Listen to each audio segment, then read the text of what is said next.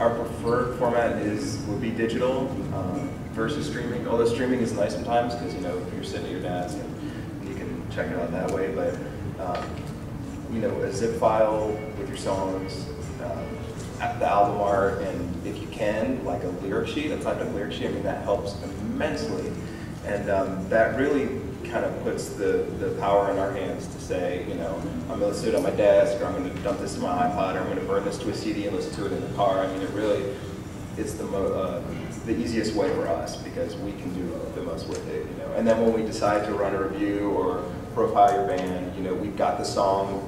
If we, get permission to run one of the songs, we've got it in the, it's more easily distributable among the other reviewers, and, so that's definitely good. I do want to add something here real quickly, because I know everybody at this table probably deals with it. I know Hampton has dealt with it leading up to the Symposium, and I've dealt with it in the past too.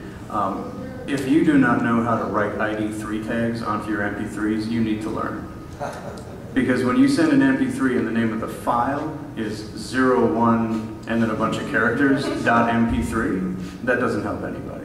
So dump your stuff into iTunes, tag it, dump it back out into a folder, but learn how to write those ID3 tags, because for a reviewer to know the sequence, the names of the tracks, the names of the album, the names of the artist, all be written into the code of the MP3 is really, really important. As well as a link to your website. I mean, that's sure.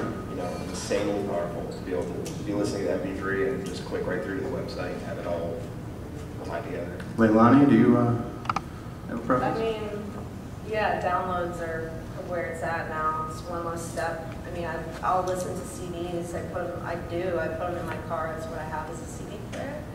And my iPod currently doesn't work with the output. So yes, but I do like to get downloads because it makes it easier. So I don't have to rip your CD and put it into my iPod, because I do use the iPod. I just don't use it in my car. So CDs are fine, but I do like downloads as well. Jason?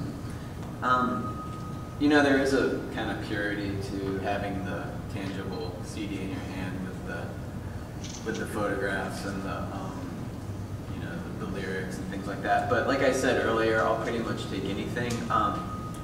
The only thing that take cassette tapes?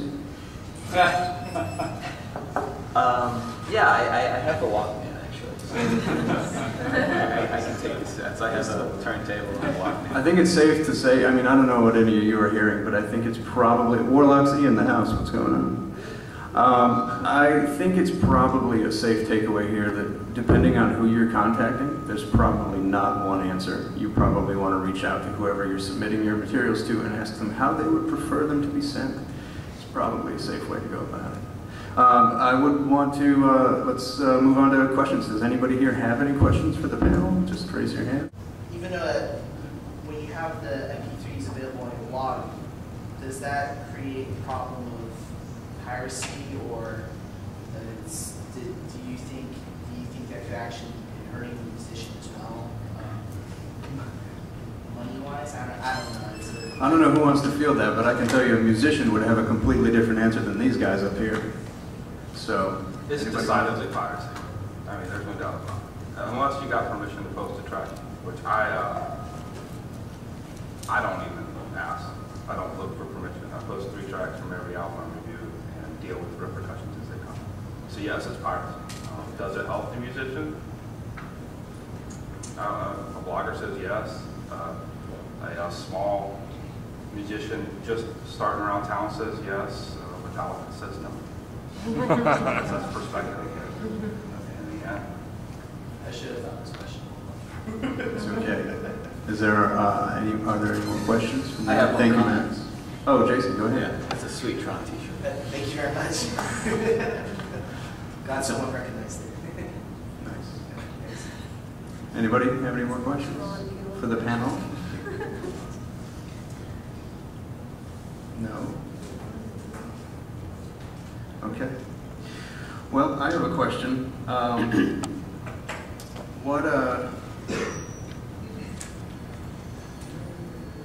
What do you think that,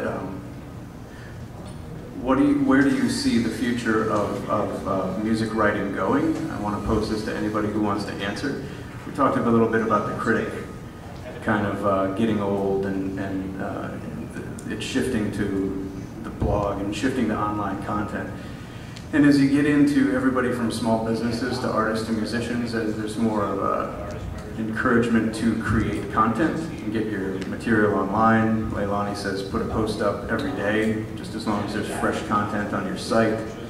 The more we encourage artists to create content on their website, what do you think you guys can do as music writers to help them get the word out? I mean, ultimately, you guys are running a small business, and the brand is whatever the name. The brand is Warlocksy. The brand is Johnny Cakes. You know, I mean, what do you guys think you can do other than writing about their band to help them in the future? Do you see that relationship between blogger or music critic changing and becoming more participatory? Because it sounds pretty one way to me at this point. Well, the blogger position is changing, obviously, but the music critic is just a picture in the paper, you know, and a name. But, you know, like, for me, I'm out at shows, you know, like, I know the band. So, does that do anything to help them? I don't know. But I mean, the relationship changes because of, you know, both the bloggers, like I said earlier, it's easy to start a blog. Every one of you could have a blog today. Be your own thing. But we develop relationships with the musicians just by sheer accessibility. Normally, you know, you see me at a show tonight and come up, and like I said, you'll be subjected to smell whiskey on my breath, but I'll talk to you all day long. You know, you can give me your music, and I'll listen to it, and I'll email you and communicate with you. So I think, just like as the critic goes away and blogs are becoming more and more focused, then, you know, the relationship between said writer and man is becoming much more friendship instead of his own office. I was going to say relationship, but yeah, friendship is, yeah, I mean, that's a very warm, fuzzy word to use, but yeah, friendship is good, you know. I think Have Gun Will Travel is a good example. You know, I think that you and Nine Bullets specifically had a really good relationship with Have Gun Will Travel. I wish they would make a bad album. Right, exactly. You've invested your brand in theirs to an extent. So, you know, and good things have come from that. You know, they've gotten out there, they've gotten on tour, and they've gotten distribution, and you've become a business partner to a point.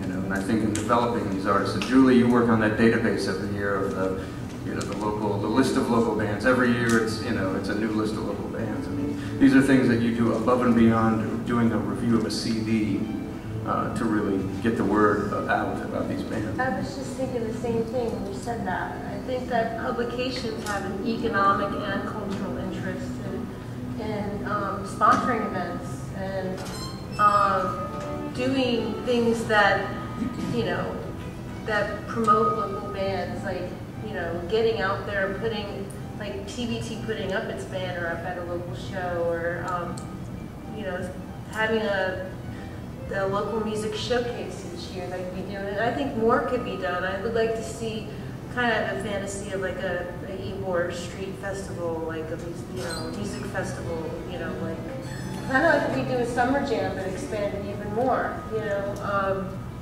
But the thing is, we're going to have to change hats because we have to be kind of standard bearers too. We have to say, like, we have to kind of keep people, you know, we're not really there to be critics of local music, but I think, you know, we shouldn't just be cheerleaders all the time either. I think that would be doing a disservice. I think if we see something that maybe we want to call somebody out on, we should be able to do that too. So that's the tricky part, is being the supporter, but also, you know, reporting to people what they need to know. I mean, it's safe to say your audience relies on that too. You being the filter or the curator of what's out there. They're going to come to you to Soundcheck, to Nine Bullets, to CL, to TBO, to Wednesday Music, because they are familiar with their brand. Just like, I mean, this is what Boylan was going to talk about, the replacement, the curatorial replacement of the blog with the label. I mean, this has become the trusted brand. You know, I used to go through bins and look for Sub Pop label because I knew that whatever was on there, it was going to be good. I would like it. It didn't matter genre or stylistically. I mean, the blogs, I think, are replacing that. You're going to go to a blog and go to a voice, whether it's Pitchfork or whoever, because you know they're going to refer you to something you like because they're into the same things you're into. That's your, I think, responsibility in that curatorial role, bringing it all together for your audience, and they're going to rely on you for that. If there aren't any more questions, I think, well, we got one. If you want to step up. What's your name? My name's Pat. First question, do you guys normally frequent certain places that you like to review bands at? Certain clubs or shows in particular, venues? There's places that we end up at a lot. I go to, there's a lot of shows, a lot of the local shows are at New World. I'm there a lot. And Crowbars has a lot in Tampa. In St. Pete, actually, we just started reopening all the clubs that were closed before. So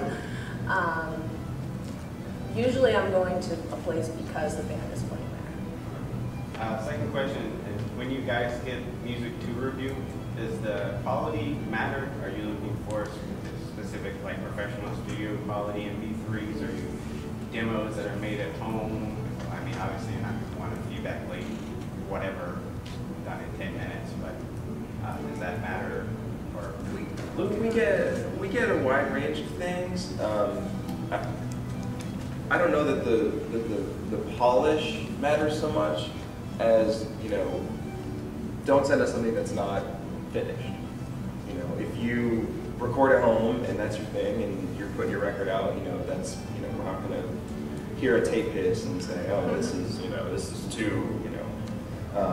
But, you know, yeah, don't send out things that aren't ready, you know, because we get a lot of stuff, you know.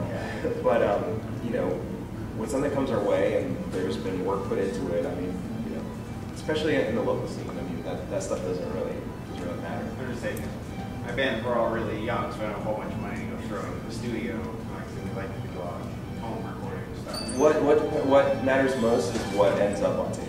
Yeah. Yeah. Just to add on that, just don't be like, oh, I just wrote this song here and send it to me, because I've had bands do that and I'm not going to listen to it. Just send it to me when you're done. Yeah. Just do your best and send us your best stuff. Thank you. Thank you, Pat. Any more questions from the audience? Hampton. I don't know if you guys talked about it, but is there anything that bands can do if they're going to hand you a CD that increases the likelihood that you'll actually get that back to your desk? Or is it better to just send to your office, or you know, so you can deal with it when you... A $20 bill. I mean, I personally don't like it when people give me stuff so much, like, as if I'm out and I don't, you know, if you're sitting at your desk and it comes, it's kind of the environment where you review it anyways. Is there anything, or do you guys take that? I would imagine what you would want to hear in print. I want to know who helped engineer the record. I want to know who wrote the songs. You know, any information that you would want about your album out there, make sure it's on your CD sleeve.